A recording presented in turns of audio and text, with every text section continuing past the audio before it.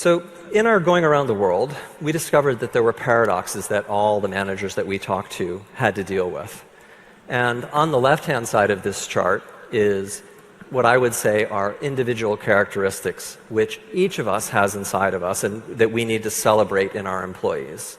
So their individual identity, the fact that I'm going to support them, that I'm going to teach them what they need to know in the future, because what we're doing today is not what we're going to be doing 3 years from now.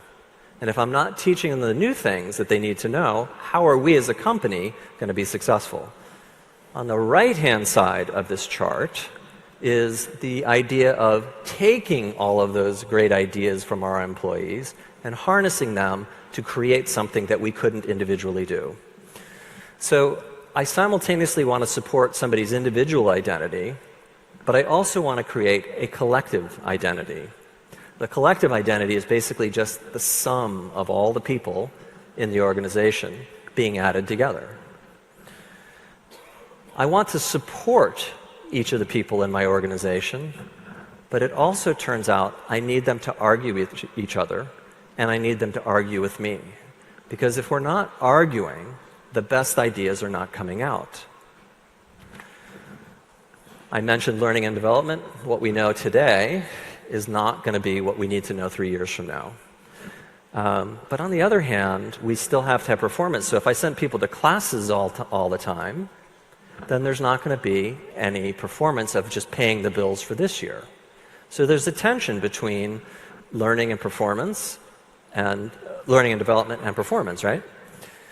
There's improvisation versus structure. Sometimes when you don't know what you're doing, you start improvising and you get to where you need to be. But once that improvisation has sort of been figured out, shouldn't you turn that into a structure? Then also in an organization, there are going to be times when, at the bottom of the organization, somebody's going to have a really great idea, and you want those ideas to come out. But sometimes there's going to be the case where it's above those people at the bottom's pay grade to make a decision. So there are times when you have to be both bottom up and top down.